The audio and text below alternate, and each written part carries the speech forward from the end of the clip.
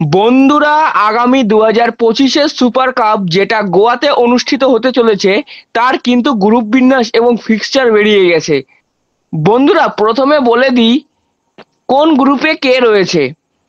Group A, Mohun Bagan Super Giant, Chennaiyin FC, East Bengal FC, Real Kashmir FC. Group B, FC Goa, Jamshedpur FC, North East United FC, Inter Kashi FC. Group C, Bengaluru FC, Mohammedan Sporting Club, Punjab FC, Gokulam Kerala FC. Group D, Mumbai City FC, Kerala Blasters FC, Hyderabad FC এবং Rajasthan United FC. বন্ধুরা, এখন basically কথা বলবো আমাদের কলকাতার তিন প্রধানের match নিয়ে।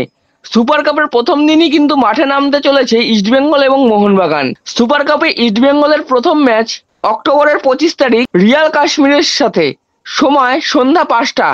এবং দ্বিতীয় ম্যাচ 28 অক্টোবর চেন্নাইন এফসির সাথে, এটারও সময় সন্ধে 5টা। বন্ধুরা, সুপার কাপে মোহনবাগানের প্রথম ম্যাচ 28 অক্টোবর রিয়াল কাশ্মীরের সাথে সন্ধে 7:30টার সময়, এবং দ্বিতীয় ম্যাচ 25 অক্টোবর চেন্নাইন এফসির সাথে, এটারও সময় সন্ধে 7:30টা। এবং বন্ধুরা, 31 অক্টোবর রয়েছে ডার্বি, যেটাও শুরু হবে সন্ধে 7:30টায়। এবার বন্ধুরা, কলকাতার আরেক প্রধান মোহামেডান স্পোর্টিং ক্লাবের কথা যদি বলি, তাদের কিন্তু প্রথম ম্যাচ রয়েছে 30 অক্টোবর বেঙ্গালুরু এফসির সাথে সন্ধে 5টার সময়। তাদের দ্বিতীয় ম্যাচ 2রা নভেম্বর পাঞ্জাব এফসির সাথে, এই ম্যাচটাও হবে সন্ধ্যা 5:30টার সময়। এবং তাদের তৃতীয় ম্যাচ 5 নভেম্বর গোকুরাম কেরালার সাথে, এই খেলাটি হবে সন্ধে 7:30টার সময়। তো বন্ধুরা, দেখা যাক এই সুপার কাপে মোহনবাগান ডুরান্ড কাপের ডার্বির বদলা নিতে পারে কিনা, এবং এরই সাথে দেখা যাক আমাদের এই কলকাতার তিন প্রধান পুরো টুর্নামেন্টে কেমন পারফরমেন্স করে।